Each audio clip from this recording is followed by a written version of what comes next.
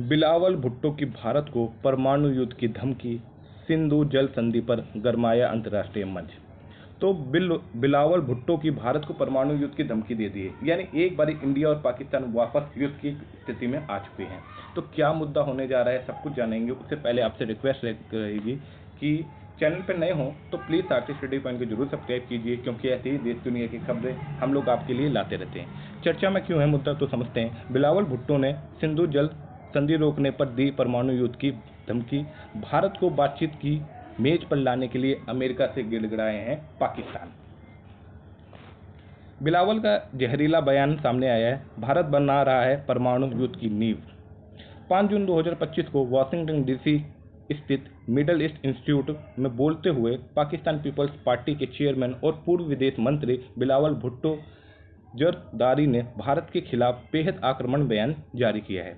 उन्होंने कहा कि भारत सिंधु जल संधि का उल्लंघन कर रहा है और पाकिस्तान के अस्तित्व को खतरे में डाल रहा है, और ये स्थिति जल पर पहला परमाणु युद्ध भड़काने जैसी हो रही है। भारत की जल नीति युद्ध का कार्य क्या है? बिलावल ने ये बात बोली है कि भारत की जल नीति युद्ध का कार्य है। बिलावल ये बात बोली थी। बिलावल ने अपने बयान में कहा कि भारत की ओर से पाकिस्तान की जल आपूर्ति को बाधित करना युद्ध की कार्यवाही है। उन्होंने इस मुद्दे को पाकिस्तान की राष्ट्रीय सुरक्षा और अस्तित्व से जोड़ते हुए कहा, यदि भारत को ऐसा करने की अनुमति दी गई है तो ये अंतर्राष्ट्रीय समुदाय के भी लिए खतरनाक साबित हो सकता है। अमेरिका से की है गुहार, भारत को रोको। भुट्टो ने अमेरिका अधिकारियों और अंतर्राष्ट्रीय समुदाय से अपील की है कि वह भारत को सिंधु जल संधि का उल्लंघन करने से रोकें। उन्होंने कहा था कि यदि भारत को नियंत्रित नहीं किया गया तो इससे क्षेत्रीय शांति को गंभीर खतरा उत्पन्न हो सकता है।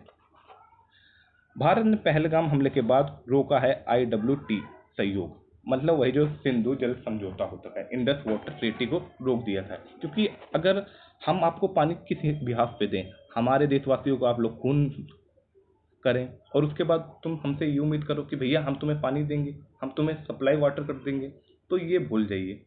सिंधु जल संधि अब तक भारत कैसा कर रहा है वंचित।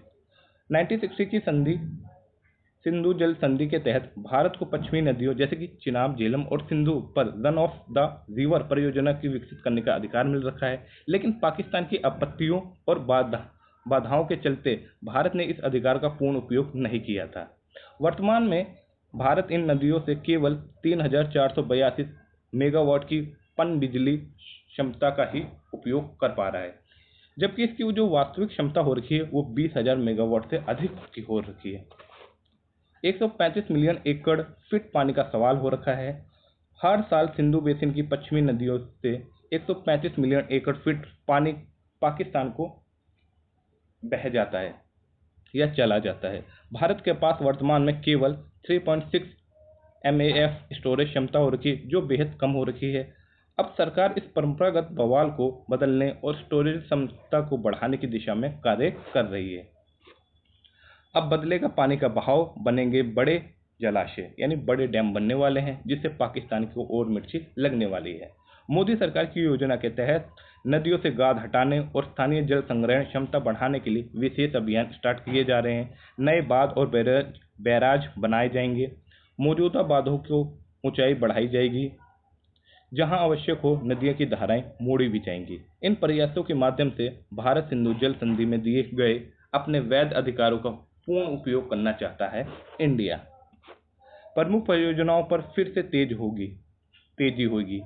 सिंधु नदी बेसिन में जिन परियोजनाओं पर फिर से तेजी लाई जा रही है वो कौन कौन सी हो रखी है? उरी बांध यानी जिसे झेलम पर बनाया जा रहा है, दुलहस्ती, सलाल, बगली, हार, चिनाब पर भी बनेंगे। नीमो, बाजगो, चुटक बांध ये सिंधु पर बनेंगे।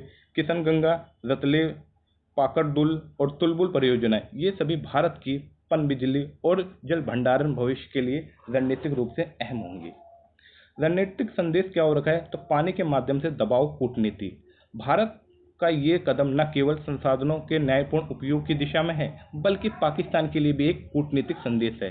दशकों तक भारत सहनशीलता की नीति अपनाता रहा है, लेकिन अब अपने जल अधिकारों को लेकर वह अधिक मुखर और व्यवहारिक हो रहा है। आप लोग ये देख सकते हैं तो सिंधु के अंदर झेलम, चिनाब, रावी, सतलज, व्यास ये सारी नदियाँ शामिल हो रखी हैं। सिंधु नदी प्रणाली उद्गम, सहायक नदियाँ और प्रमुख परियोजनाएं। सिंधु नदी प्रणाली भारतीय उपमहाद्वीप की एक प्रमुख नदी प्रणाली हो रखी है। ये प्रणाली एशिया की सबसे बड़ी और प्राचीन नदियों प्रणाली में से एक हो रखी है।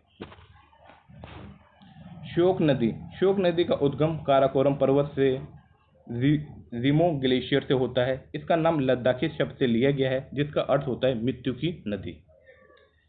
ये नदी सिंधु नदी के समांतर उत्तरी लद्दाख से होकर बहती है। इसके बाद ये पाकिस्तान प्रशासित गिलगित बल्तिस्तान क्षेत्र में प्रवेश कर जाती है। सतलुज नदी, इसका नाम क्या हो रखा है? इसका प्राचीन नाम हो रखा है सतुरडी हो रखा है। इसका उद्गम तिब्बत के राकसताल झील से होता है। ये शिपकिला दर्रे से होकर भारत में प्रवेश करती है। भारत में ये हिमाचल प्रदेश और पंजाब में बहती है। ये भारत और पाकिस्तान के बीच सीमा का निर्धारण करती है। तो कौन सी नदी करती है? तो सतलुज नदी भारत और पाकिस्तान के बीच में सीमा का निर्धारण करती है। इसकी सहायक नदियां हो रखी हैं चिनाब, व्यास, बसपा, स्पीति और स्वान। इसकी सहायक नदियां हो रखी हैं।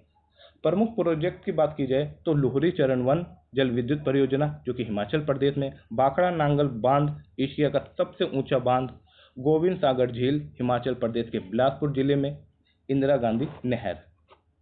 चिनाब नदी की बात की जाए तो यदि नदी चंद्रा और भागा दो नदियों के संगम से बनी होती है। कौन? जो चिनाब नदी, चंद्रा और भागा दो नदियों के संगम से बनती है चिनाब नदी।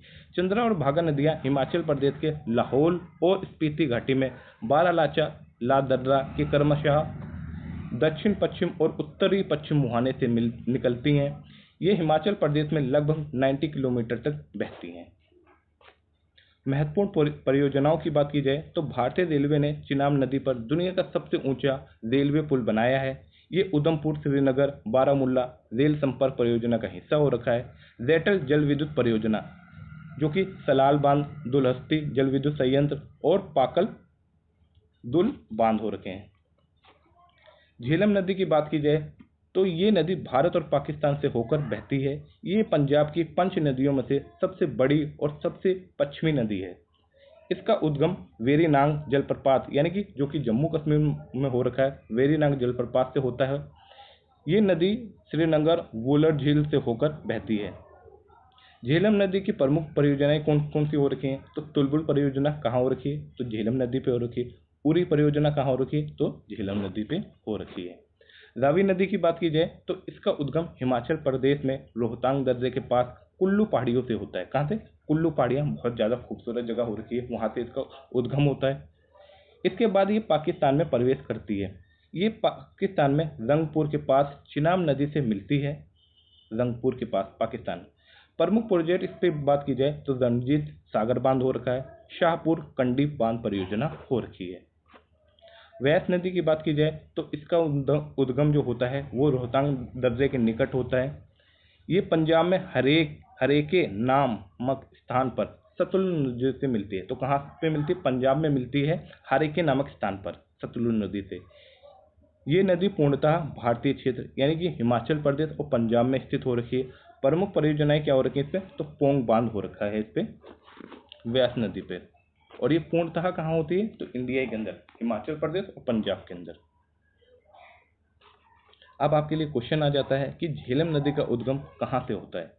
तो बताइए, रोहतांग दर्रे से होता है, वेरीनाग फॉल से होता है, बारालाचा दर्रे से होता है या तिब्बत से होता है? अगर वीडियो पसंद आई हो तो प्लीज़ आरसी स्टडी पॉइंट को जरूर सब्सक्राइब कीजिए। जय हिंद, जय भारत।